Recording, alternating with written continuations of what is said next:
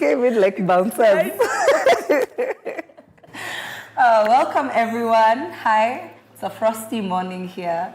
And welcome to our masterclass.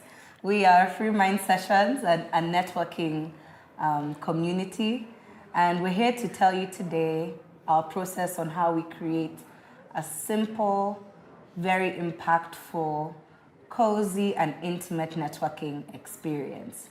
My name is Lyndsay Obath, and I'm the co-founder of Free Mind Sessions. And here with me today we have Nyacomba, and I am the founder of Free Mind Sessions.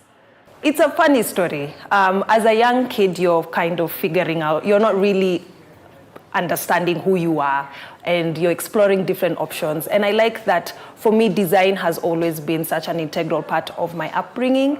Cutting, pieces of curtain and making clothes for your dolls. I never really thought that this was like the path into design and fashion. Primary school, you choose courses such as art and the crafts, and then you go into university where home science, was one of my favorite subjects. And it allowed me to express myself. But not only that, I started to realize that I want to be of service for people. And clothing felt like something that I could do for people to make them feel comfortable and make them feel powerful. And as I continued on this path, I also realized, what can I do more than just make fancy clothes and garments for people? I felt that, integrating myself in various clubs and societies whereby I could be able to express my opinions and express myself in be able to do the best that I can to my ability. I think everybody's journey is so different. When I think of my early, stages of figuring out what kind of career path do I want? And I think this was probably around the age of 7 when I knew that I really wanted to be a fashion designer. And it was clear by me cutting, curtain pieces and making these elaborate clothes for my dolls, and also just figuring out that I had this part of me that really wanted to be of service for people. And how could I do that? I mean, you're at the age of 7, what do you even know? But I knew that I wanted to make people feel comfortable. I knew I wanted to make people feel powerful. And these little dolls in front of me were the people that were channeling this little power that I had. So come towards going into high school, and there was this course for this home science course, which allowed me to express my design capabilities. And that's when I really knew for sure that I did want to do design. And these are the things that sort of merge into your mind and say, this is what I want to do. And I continued with this path until university. It's so important when you are discussing these things with your parents. I hope that one of the things, the takeaways that you will take from this is understanding conversation and vulnerability towards people that you really care about will always push you towards making your own path. And what was the exciting part was, I guess the most exciting part about choosing a career is the act of choosing a career, I guess. But one of the things I will say is I was meticulous about that because I wanted it to be something that was very integral to me. And university has one thing showed me, that you do not know anything until you step into that place. 2016, I had to retake my 3rd year of design. There was a lot going on. Losing a parent is never easy. It messes with your mind, your emotional mind, your physical mind, all of the things. And I will not blame it on so many things, but I will say that through this, there was a lot that I didn't know was forming in the background. We had a fashion project that we had to embark on, and this really challenged me to go and figure out, what do I want to do? How do I want to make my father proud? How do I want to make myself proud? How do I want to make my sister proud?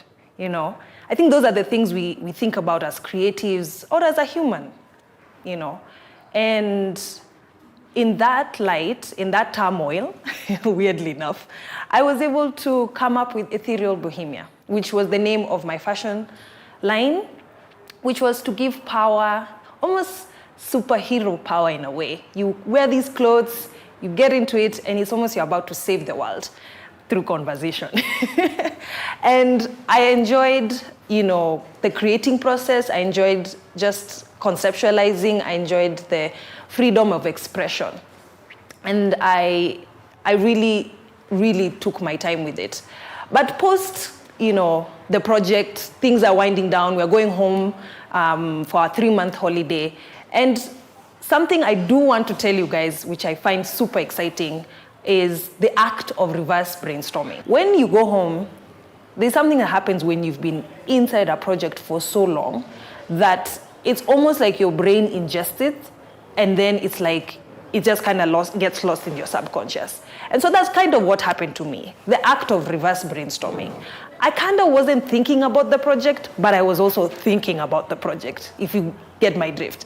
So this is what happened. I go home, I'm kind of sitting on things, on different other projects, but at the back of my mind, the Ethereal Bohemia is still there, somewhere. And I'm still sort of dreaming about it, feeling the feelings of what I was experiencing back at school, but not really in transit. And so what happened to me, as I was sort of like, wait a minute, how about we can be able to make this something that's actually more than just a clothing line? So we started to think about making a session. And how was I going to be able to do this? I wasn't going to be able to do this on my own, of course. And this is how the genesis of me figuring out how I'm going to be able to curate a team. The beauty of this is that we live in Nairobi, and we are able to connect with various people. And this is also the beautiful story of me meeting my co-founder, Lyndsay. I think many times I was scared of taking the leap of faith. So I, brainstormed with a lot of my peers. People didn't know what I was talking about half the time. And the other time, they also knew that this was probably a very crazy idea. I also started to think, where would I even have these sessions? That's the one thing you need to ask yourself. Where would you even hold where would you hold something like this? Venue is very key, I would say, and also just the core team of who is going to be able to help with these moving parts. The exciting part was that meeting Lindsay was one of the pieces that I needed to solidify everything to come together. And this is where we can say that Free Minds, as you see today, is not how you're experiencing it right now. And that's through the first session being at Kengele's. It being very focused on creatives has evolved into 4 pillars that we now experience with creativity, with business, and with the social issues, and our miscellaneous pillar, which we like to have fun and enjoy ourselves. Free Mind Sessions. We are a community that likes to come together maybe once, maybe twice a month to share opinions on various topics, themes, and discussions. The aim of Free Mind Sessions is to open up your minds towards breaking down these stereotypes that we like to put ourselves into, and the mental slavery sometimes we like to engulf ourselves in. Free Mind Sessions is grounded on 4 pillars. We have our creative pillar, which is where we come together from various creative industries to share opinions, to run workshops, and in the hopes to gather enlightenment in those various fields. We have our business pillar, which is better known as our biashara pillar, where we talk finances, money literacy, money management, all that good stuff. And our social pillar, which is so integral in our lives today, mental health, relationships, even things like failure. We are so uncomfortable opening up about these situations and things that it's important for us to create this informal networking space, but also a safe space for you to come with your homies, but also to meet other people that will probably change your lives for the better. And then we also, without forgetting, is our quiz night, or better known as our miscellaneous pillar, where we like to have a good time, but also as our buffer, because we are always trying to change the world with these topics, but we also know that it's important to take a little break. Yeah. I mean, Free Minds wouldn't be Free Minds without my co-founder, so it is very integral that I introduce her to talk about how we go behind the scenes of making a Free Mind session. And without further ado, Lyndsay Obath will be taking us away. Hi guys, I'm Lyndsay Obath, the co-founder of Free Mind Sessions. If you haven't heard about me so far, I'm here. So in this section of our masterclass, I'll be taking you through how we get our project from start to finish, how we put our whole event together, how you get to experience what we have prepared for you within the afternoon or the evening that we set. So the first thing I need you to know is that our sessions actually run quite long. On average, they take about 4 hours, and as a team, we have to think about what are we actually going to discuss within those 4 hours and how we're going to put it together. So as Nyacomba had mentioned before, we run around 4 pillars, and around those 4 pillars, we have to choose our topics. How we choose our topics is every few weeks, or actually quite often within a week, we meet and we decide what topic best suits the pillar that we have at hand, given the time of the year that it is. If it is a social issue, however, we look at what social issues are necessary and important within that space. For example, if there is a cause that we feel we need to address, or if we feel that there are certain topics that haven't had their voice yet, we really try and see how best to fit that within our calendar. So as we do our meetings, we think about very, very many things. We sit down for several hours and we brainstorm. As Nyacomba had mentioned before, that reverse brainstorming, well, now we're really getting into the thick of it. And what we do is we figure out the topic and we come up with several lists of questions. And we go through questions, we bounce them off of each other. We ask ourselves, does this make sense? Does it not make sense? It's also very important to think about how do your questions relate to the topic at hand. Each topic has an objective. If the objective is to bring more awareness, we have to make sure our questions and our discussion points are geared towards that thing. The next thing we do after bouncing off those questions is now we kind of have a run through of what is our event going to look like. You know, based on the topic. Will we talk about more of this topic in the beginning, in the middle, or in the end? Is our topic going to be split into 3 parts? Is it going to be split into 4 parts? Who knows? So we have the meetings where we discuss the topics. And then that's when we bring in the catalysts.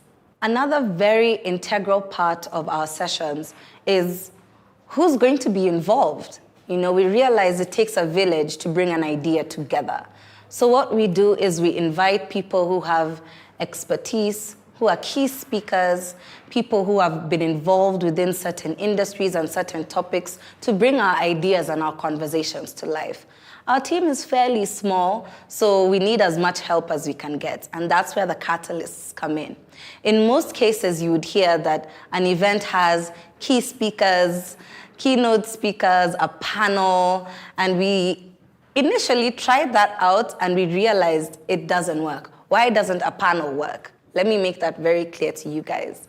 A panel within the intimate space that we create does not work because people are being spoken at. There's no exchange except that very small, very limited Q&A that you have after or before, and it takes away from that experience of actually getting to know people. Because remember, our objective as a company and as an event is to get people to network.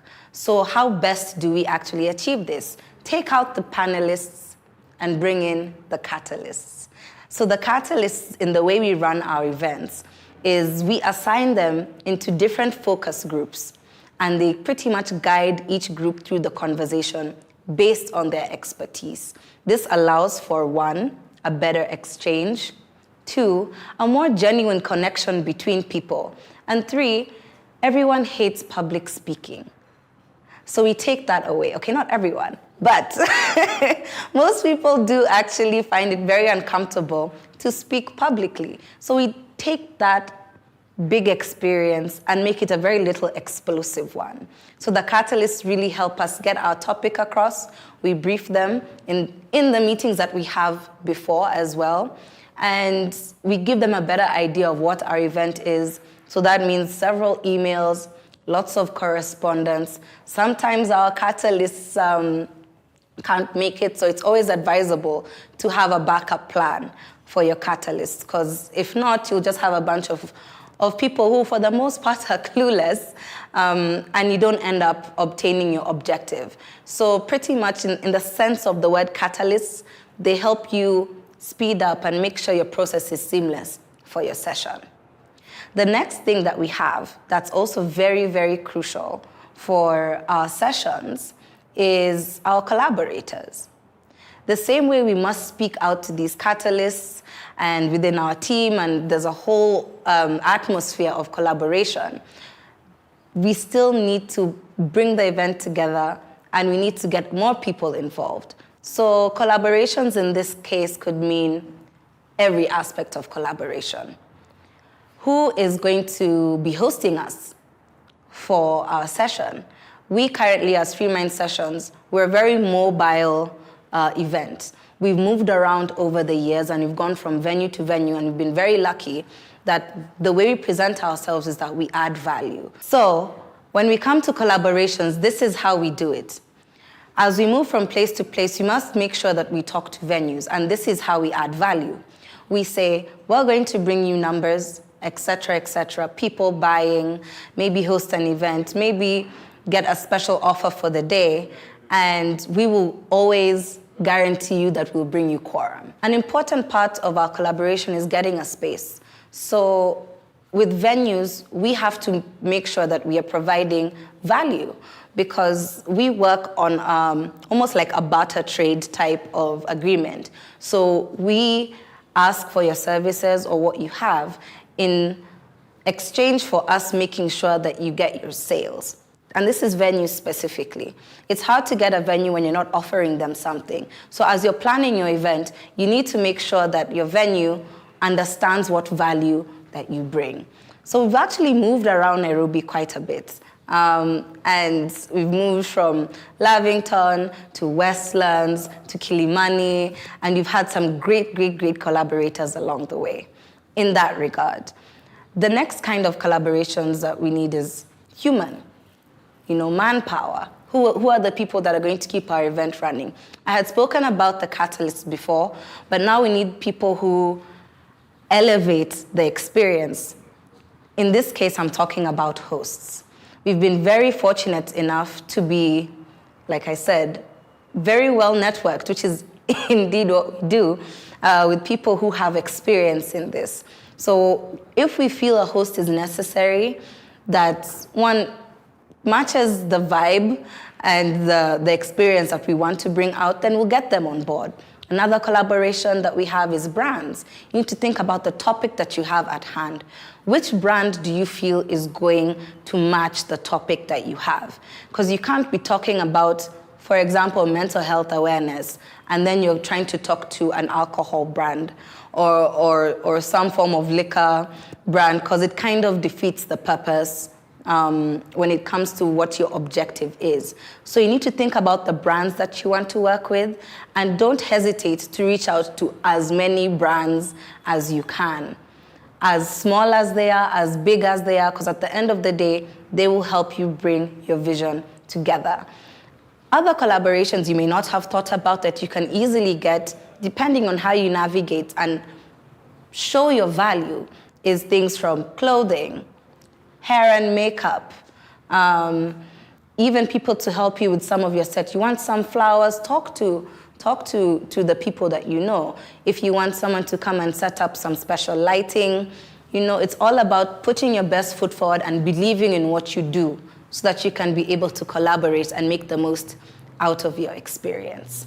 Another very important aspect of collaborations is once your event has grown, and you feel like you want your experience to be almost transported and planted somewhere else, you have to think about where else will your event fit.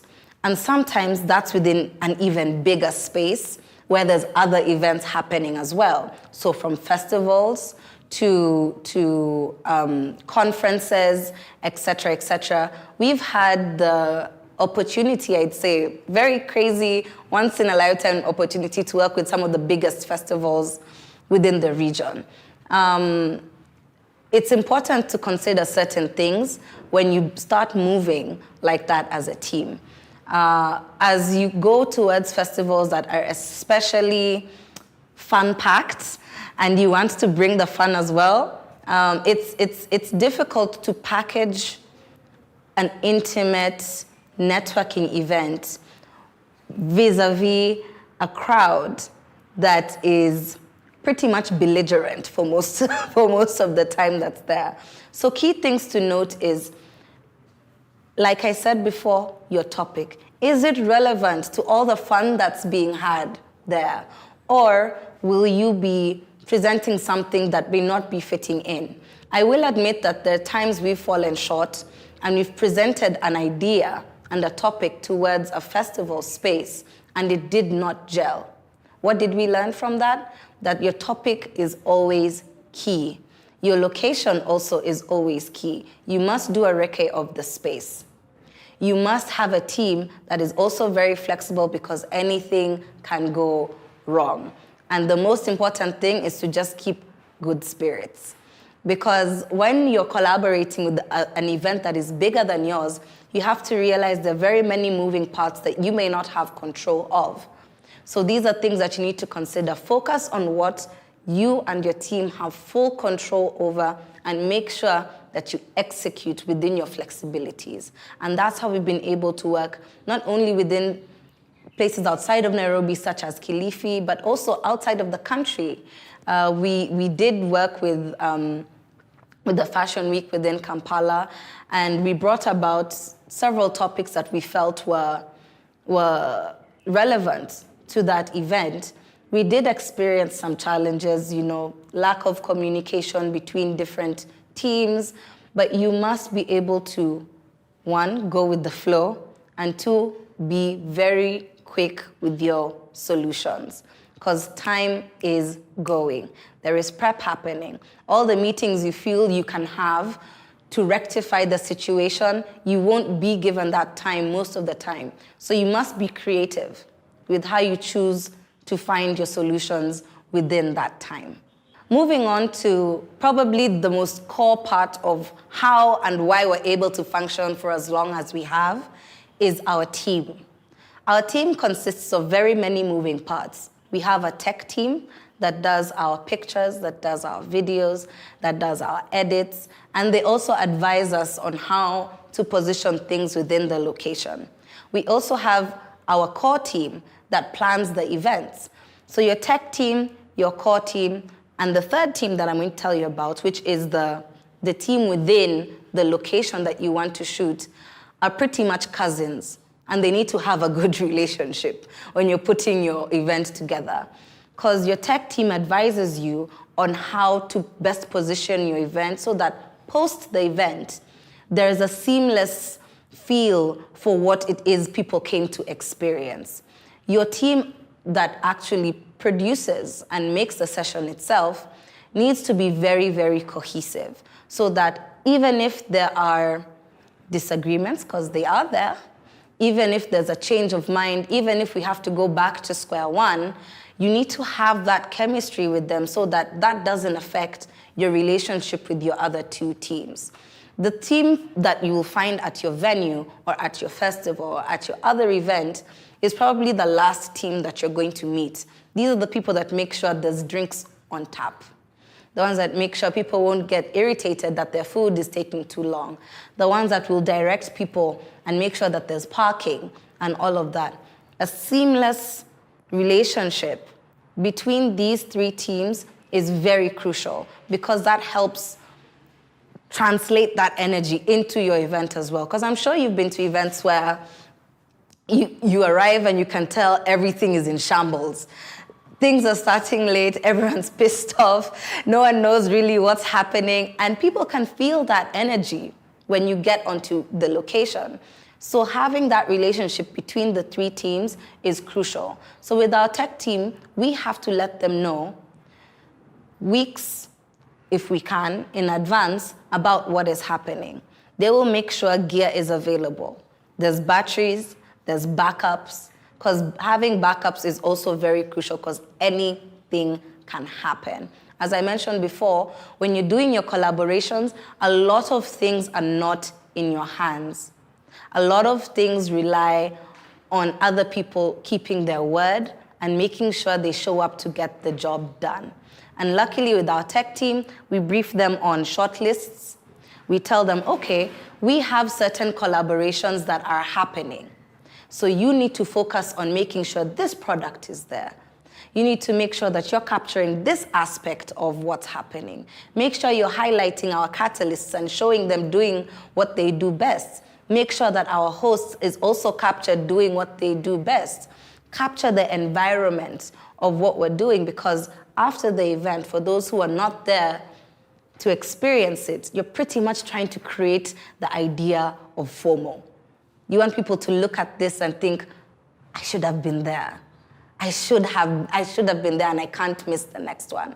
So having your tech team fully marinated in your ideas is crucial. And once you're comfortable with the tech team, then you'll be comfortable with every other team. So making sure you have a good team is always key. At this point, your event is pretty much coming together and you're trying to see how best to put it out there to make sure you get the numbers that you need, as well as getting the money that you need. So our event has been running for years, but of course, we don't do it pro bono, although we do some other things pro bono. But it's important to make sure that no one is really struggling, and your event itself is not struggling. It needs to be within a space where it's sustainable. And as an event, of course, we have to talk about ticketing. So over the years, we've been partnering up with one main ticketing company because it also helps to centralize it. And as I was talking about the value add before, now with ticketing, luckily enough, we were able to position ourselves within a company that also marketed our events within their ticketing platform.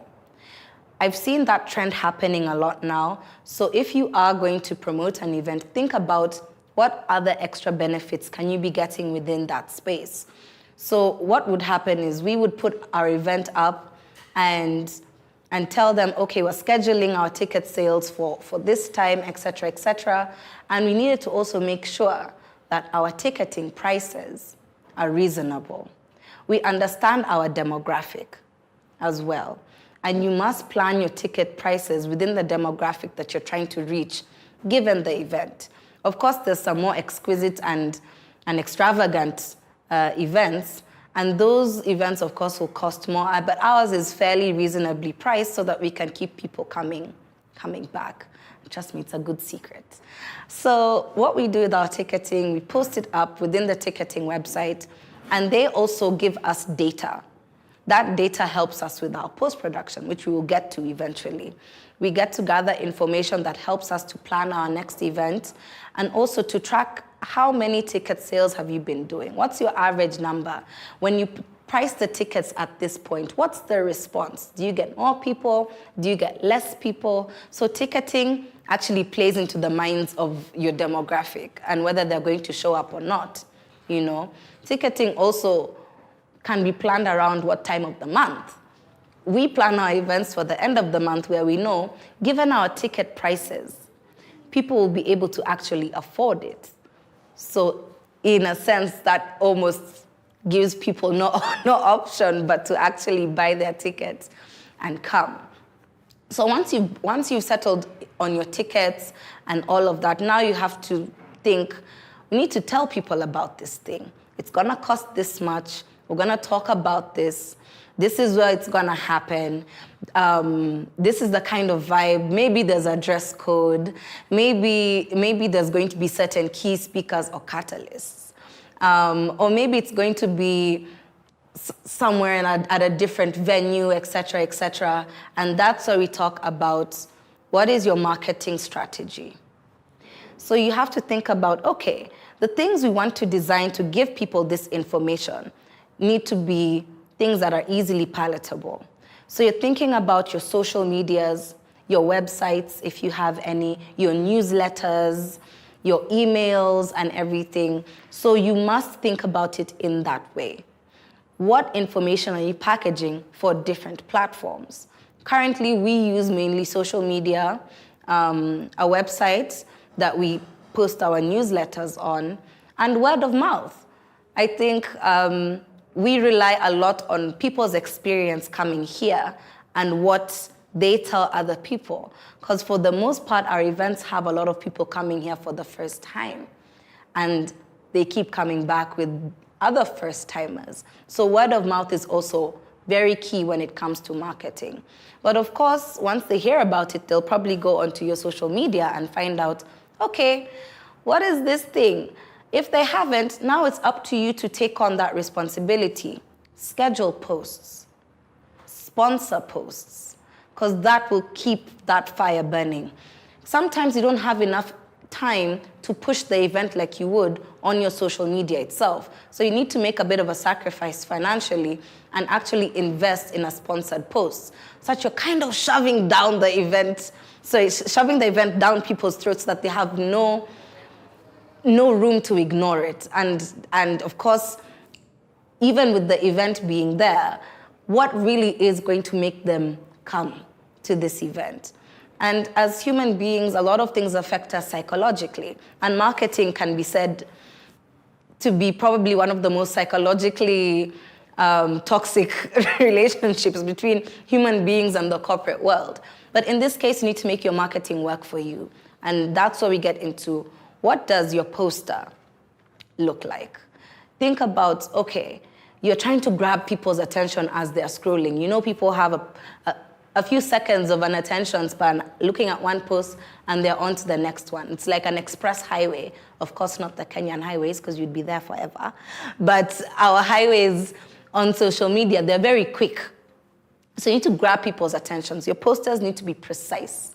Have the information: who, what, where, when, why, how. Your captions need to explain why this poster is important.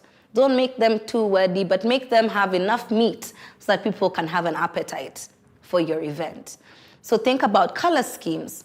Is it working within, you know, maybe certain events or certain topics or certain global phenomenons have specific colors that represent them?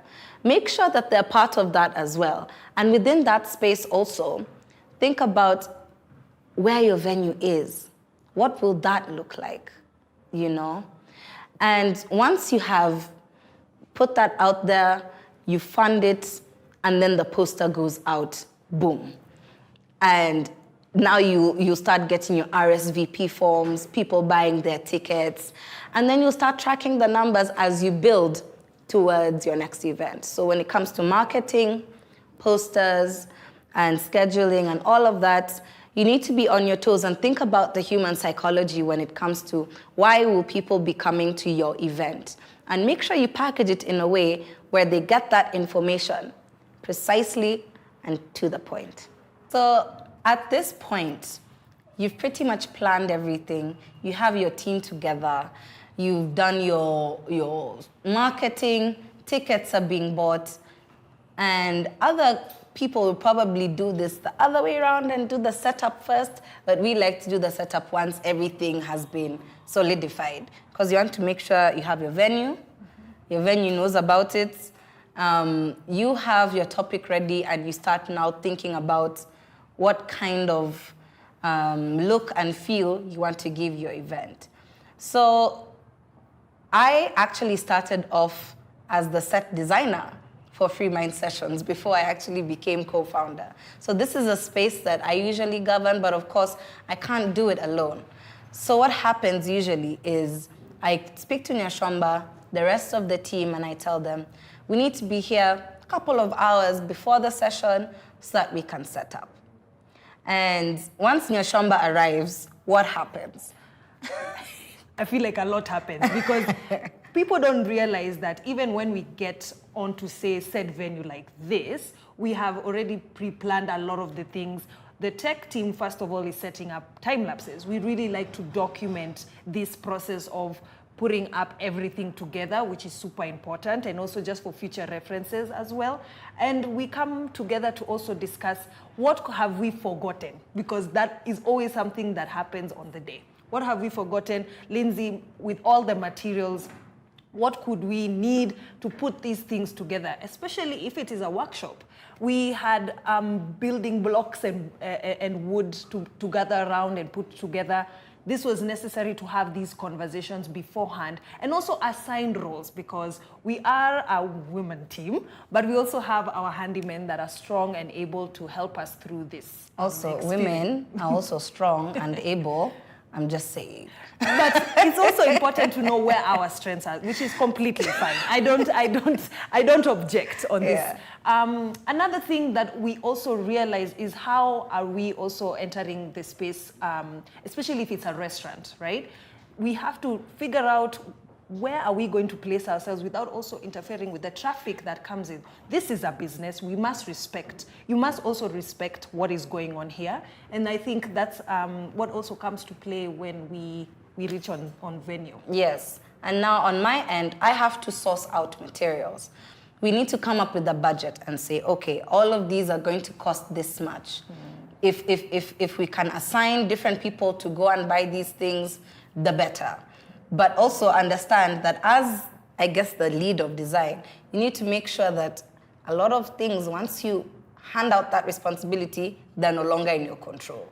Yes. So you need to keep people on tabs, ask them, okay, what have you done?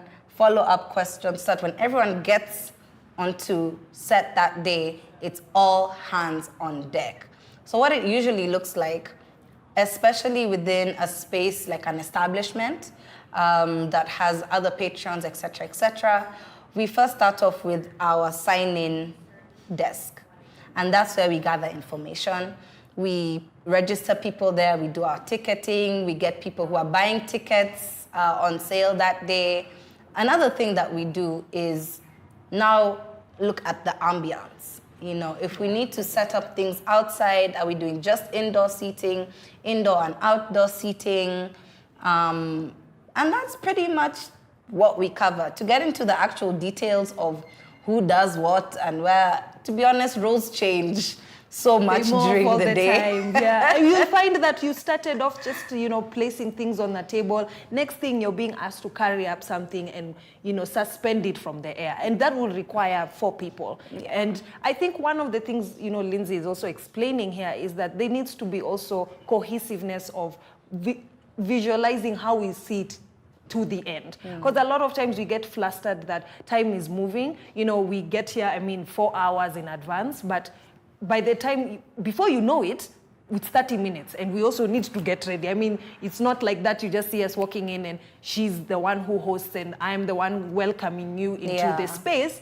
Those things have to also be incorporated in the time. It's important. And something that we've been addressing so highly is time is of essence. Time passes you by very quickly. So that is something that you need to consider when you are pre-planning for your event that requires a lot of setup. Yeah, and as Nyacomba said, everyone takes on different roles, right? So having that cohesiveness as a team, as I mentioned earlier on, it's crucial until even the end. Until the end. So now setup is done, everything is ready. Our tech team has told us, okay, this light works here best. We'd rather shoot this segment here. We've done a few test shots. They're setting up and everything, and now it's go time. So what does an event rundown look through for us? Keep in mind, we're a small, intimate event. We don't have too much on our program because for us, the way we work, the simpler, the better. So we have our intros, the host, which for the most part is actually me. So the host introduces everything, tells you more about the topic at hand, runs you through what we're meant to do today, and kind of builds the ambience. It's like the first interaction you have with the experience outside of your interaction with the person at the door. So even as you're briefing your team, you need to tell everyone who is present that day, spirits need to be high. Because the experience starts from the door. Actually, it starts from how easy it is to get the tickets. So you need to remember that. So it starts at the door, and as they're coming in, you're welcoming people, and we start off with an icebreaker. And once very the important, by the way. And once the icebreaker is done, everyone's warm, we've limbered up and everything. Then we get into maybe a brief session with the catalysts, if necessary, to kind of find out who they are, what they do, and why they're there. If we can avoid it, we can by posting about that online on our social media, etc., etc. But on the day of, we try and get people into the groups as much as possible, because the meat and the thick of it happens there. Yeah, it happens within that space and within that time. And then we wrap up. Usually we have to actually struggle to get people to wrap up, because we realize it takes a while for people to warm up and get into it. So as we're telling people to wrap up, we need to be very sensitive towards what is the vibe of the different groups and what different groups are feeling, so that we can make sure that as we're easing down, so we tell them, give them a countdown, we're like, there's 10 minutes to go. There's 5 minutes to go, and then we conclude. And usually, because people are there for the first time, we usually let Nyacomba close us off and sign us out and tell people, one, very key information, like what the objective of the day was, a brief, short history of why we do what we do, and then she also lets people know what is to come.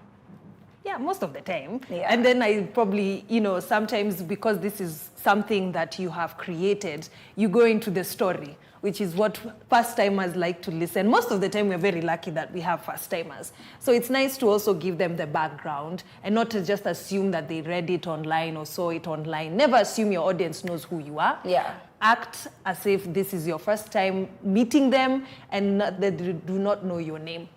Or they do not know the brand or what the thing is about. So that already sets a tone for them even to come for the next one, or even listen to say, now that we have a podcast, to have the incentive to listen in and to come back again and bring more people. And I think also, as the people running the event, you're also always thinking about value add for your collaborators. So as the event is going, even until the end, even post the event, as people are lingering around, remind them about food offers, remind them about drink offers, remind them of what the value of you choosing this location is. Because we're not telling you to come to such and such a place just because it's there. No, we want you to experience the space as well and what the space has to offer.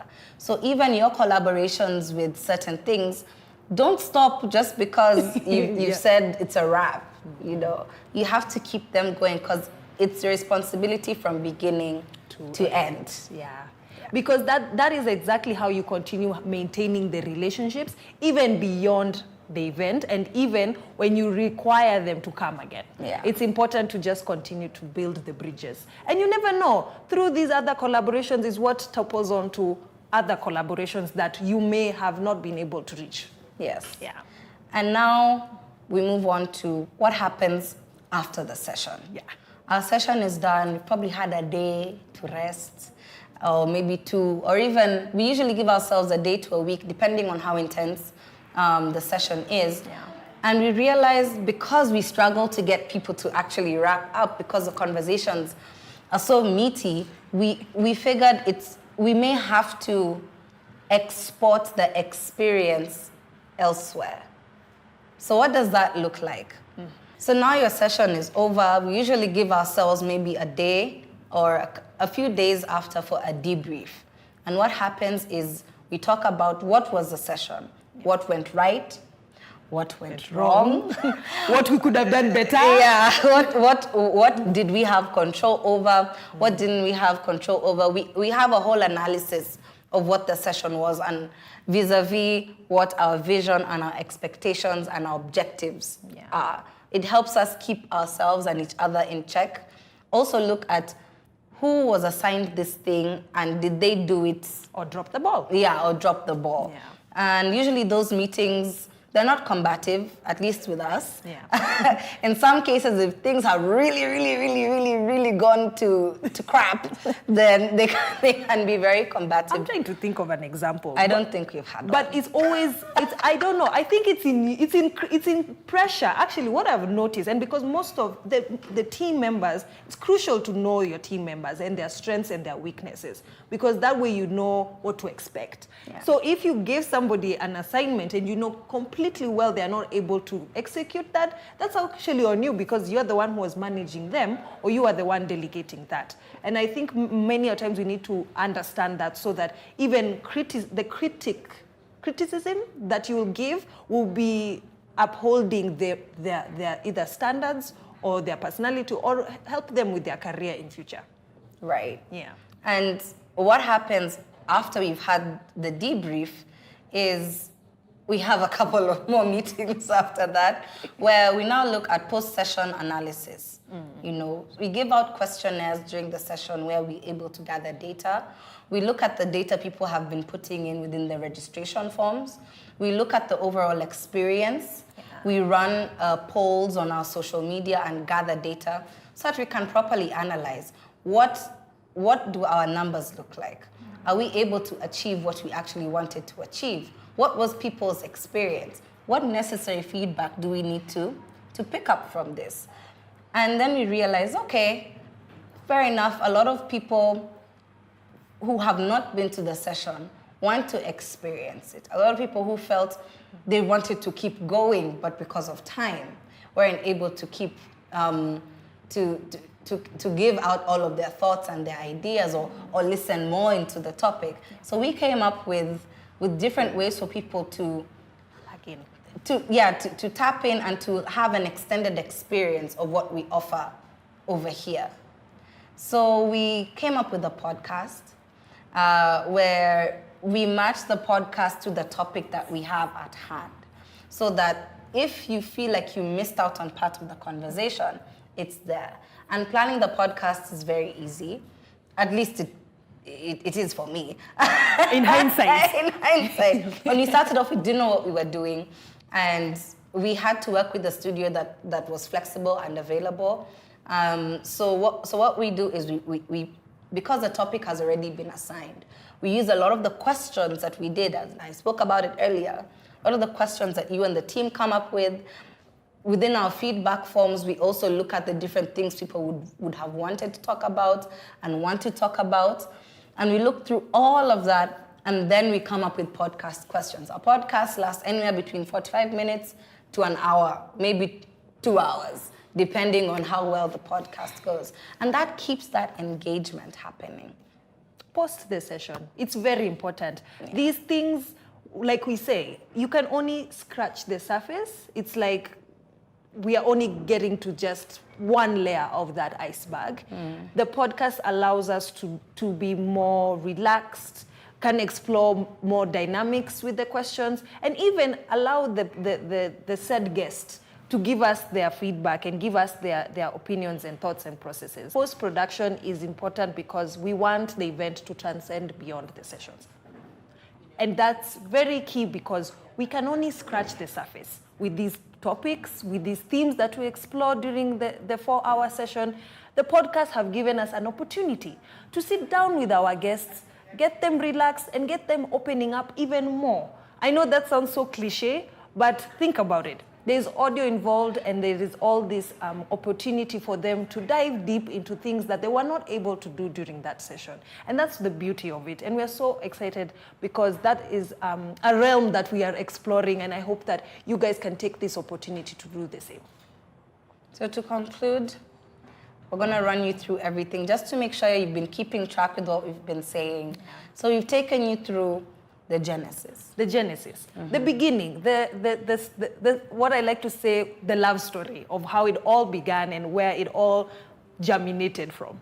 And then we went through our, the meat grit, the meat cute, as I like to call it.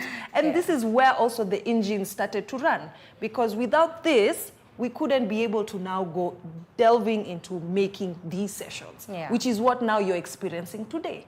And then we have now curating our team, the post-production, and now finally our podcasts. Yeah, and even podcast does immerse itself within that, it's okay, English. It does fall into the category of posts. So think about every aspect of what it takes to create the intimate space that you would want to create for people to network.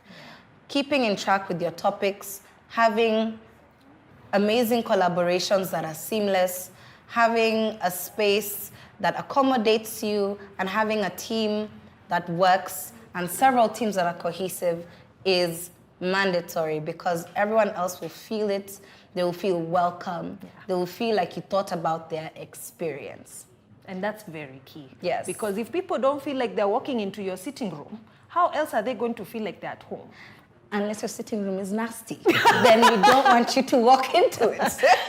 But as always, we, again, thrive on the word vulnerability. This is not something that comes easy for a lot of us. We haven't been taught this. This is something that we hope that you may take this experience with us and put it into practice wherever you may go. Yes. There's always room for improvement. There's always room to grow. We've been running for just over 4 years now, and we hope to be running even longer. There's always so much to learn along the way. The lessons never end. In fact, we do have a session coming up at the end of this month and every last Thursday of the month. So if you're interested to come and experience a slice of what it is that we have to offer, trust me, we'll give you a whole cake. So please come to our events and interact with us on social media. And until then, guys, this has been our masterclass. Do not forget to stay free-minded.